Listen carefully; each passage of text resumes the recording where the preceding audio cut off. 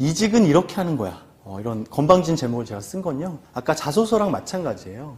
저도 이직을 아주 성공적으로 아주 좋은 회사만 계속 이렇게 올라간 게 아니라 가다가 좀 작은 데도 갔다가 작은 데가 황영래 회사였습니다. 이직의 달인, 이직의 전문가 이런 분들이 있겠고 헤드헌터도 있겠죠. 제가 기획흥신소라는 두 번째 책 중에 에피소드 하나를 이직에 대한 얘기를 한번 썼어요. 이직은 사람을 피해 하는 게 아니라 내가 가슴 뛰는 일이 생겼을 때 하는 거야. 저도 가슴이 뛰어서 꼭 이직하는 건 아니지요. 하지만 그런 기대감이 없이 연봉 맞춰서 아니면 지금 여기 사람들이 너무 싫어서 그거는 저도 말리고 싶어요. 회사를 많이 옮겨본 사람으로서, 선험자로서 회사 옮겼을 때 스트레스가 장난이 아니거든요. 그래서 제가 이번 7단계에서 드리고 싶은 얘기 중에는 이직에도 기획이 필요하다. 이게 기획흥신소에 나오는 얘기인데, 근데 이거는 저는 확실히 제가 진짜 경험을 했고요. 제 주변에도 이런 얘기 많이 합니다. 저랑 친한 후배님들도 보면 회사 그만두고 싶어 하는데 충동적으로 그만뒀던 사람도 있고, 저도 딱 한 번 그런 적이 있는데요. 그게 후폭풍이 꽤 많이 옵니다. 이직 하지 말라는 얘기 아니고요. 이직 잘해야죠. 이왕이면 나랑 잘 맞는, 나랑 가치가 맞는 그런 데서 일을 하는 게 좋은데요. 첫 번째는 현재 상황을 도피하기 위해서 회사를 나가는 거. 이 현재 상황은 여러 가지가 있겠죠. 나한테 주어진 업무가 이게 말이 안 돼. 맨날 이거 내가 해결할 수도 없어. 맨날 이것 때문에 잠도 안 오고 위에서는 이거 해결해 주지도 않고 그래. 진짜 그런 경우 겪어본 사람만 알아요. 진짜 너무너무 힘들거든요. 이런 경우도 있고요. 그 다음에 두 번째, 사람이 싫어서 회사 나가는 거. 우리는 그런 얘기를 알고 있죠. 또라이 총량의 법칙. 어느 회사나 또라이는 있습니다. 그게 같은 팀에 있냐 아니면 나한테 많이 영향을 주느냐 이거의 차이인데요. 사람 싫어서 나가면요. 그렇게 멘탈이 좀 약해진 상태에 나가면 가서도 좀 안 좋은 경우가 있더라고요. 세 번째는 충동적으로 나가는 거. 그래도 좀 미리 얘기하고 여기 있는 사람들과 그래도 약간의 어떤 기간이나 방식이나 이런 것들을 약간 그래서 암시를 좀 주는 것도 좋아요. 자, 이 세 가지의 핵심은요. 이직을 하는 건 죄가 아닙니다. 예전에야 한 직장 꾸준히 다녀야지 이랬지. 지금은 상관은 없는데 다만 극도의 스트레스를 회피하려고 그렇게 하는 것들이 나중에 이제 영향들이 온다. 실제로 그 사람 어느 회사 다녔어?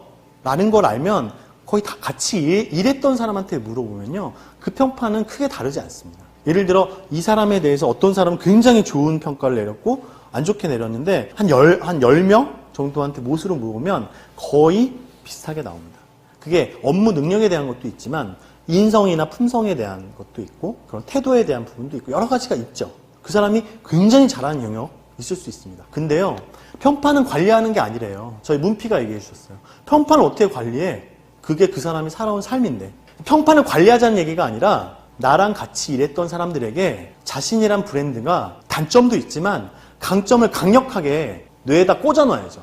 그 정도도 못하면서 우리 브랜드를 우리가 브랜드라고 얘기할 수는 없겠죠? 단점은 다 있을 수 있습니다. 지금부터라도 같이 일하는 사람들에게 자기 브랜드의 강점을 경험시켜 주는 게 좋습니다. 이 내용은 제가 헤드헌터 아는 분한테 좀 물어보기도 했습니다. 자, 이직을 하고 싶으신 분들 이 세 가지를 하십시오. 첫 번째, 경력 기술서를 그냥 업데이트하는 게 아니라 브랜드적으로 컨셉을 담아서 업데이트 하십시오. 이거 보시면서 저는 경력 기술서가 뭔지 모르는데요. 저는 경력 기술서 있는 건 아는데 써본 적이 없는데요. 이번에 쓰세요. 경력 기술서 없는 분 꽤 많아요. 쓰세요. 쓰셔야 됩니다. 경력 기술서 쓰다 보면요. 헤드헌터를 통해서 하시든 그쪽에서 인사팀과 얘기를 나누든 이게 있는 거 없는 건 완전히 다릅니다.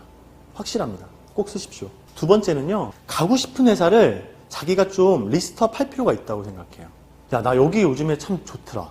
나 여기 옛날부터 내가 좋아했던 브랜드야.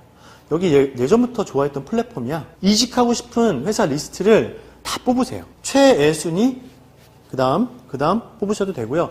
근데 제가 아까 큰 기업 언급드렸는데 큰 기업의 경우는 경력 공채나 헤드헌터 통해서 들어갈 수는 있습니다. 근데 제가 말하는 이 두 번째는 규모가 아주 크진 않지만 요즘에 부상하고 있거나 자기가 나는 이런 걸 하면 너무 내가 재밌게 잘할 것 같다. 물론 막상 가면 재미없는 거 아시죠? 그런 걸 리스트업 하십시오. 세 번째는요. 그 리스트업과 연결된 사람을 물어보세요. 아주 친한 지인이나 누군가한테 내가 이런 쪽에 관심이 많고 이런 쪽에 아는 사람이 있는지 물어보세요. 그래서 사실은 주커버거가 만든 페이스북이라는 채널은 어떤 사람들에게는 이직을 하는 과정에서 꽤 많은 도움과 어떤 분은 좀 악이 될 수도 있겠죠. 그렇게 활용을 합니다.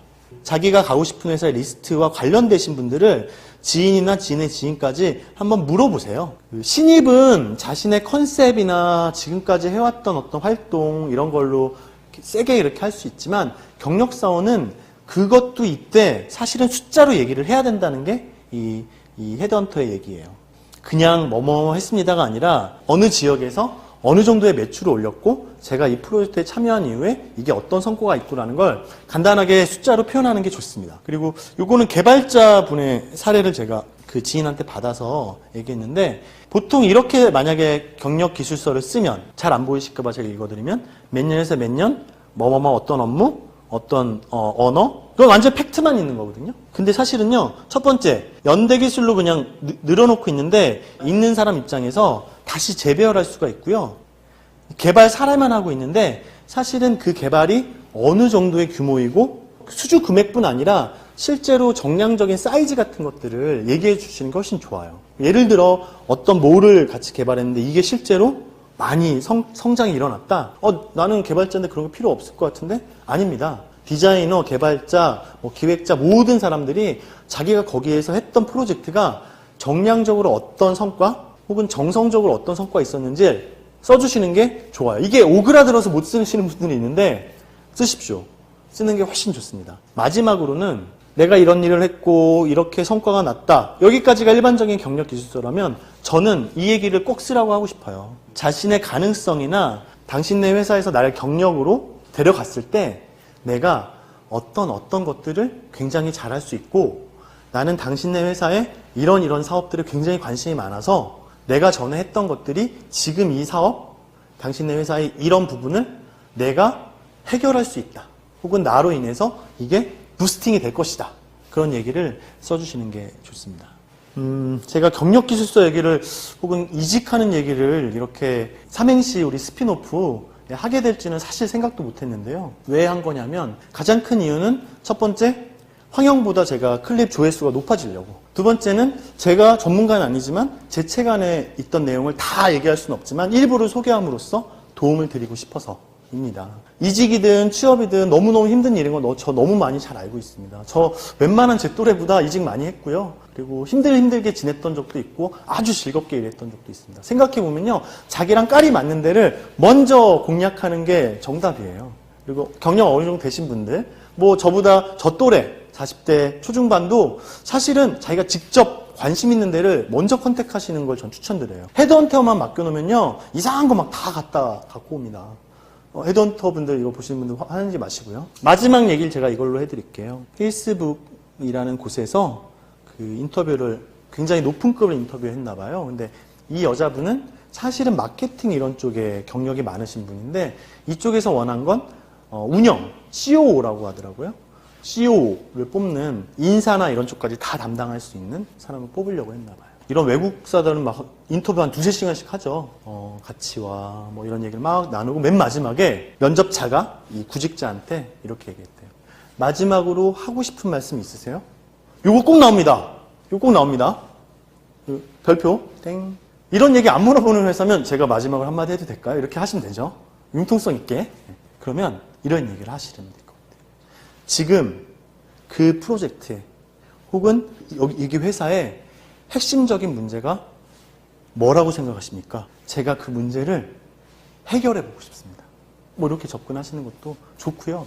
경력자분들한테 하나 더 팁을 드리면 그 회사를 제가 막 찔러보라고 했죠. 그냥 찔르면 피곤해요. 그 상대방도 한 장짜리나 혹은 약간 티저 영상처럼 그 브랜드가 지금 취한 어떤 현상과 문제를 약간 분석해 보세요. 섹시하게. 정답이 아니어도 돼요. 당신들은 이런 현상에 있고 근데 내가 볼 때 문제의 핵심은 이건데 나의 열정과 나의 능력과 나의 퍼포먼스로 이 문제를 해결하는데 내가 일조할 수 있다. 어떻게 보면 프로포절입니다. 그거 하나 더 추가하시면 좋아요.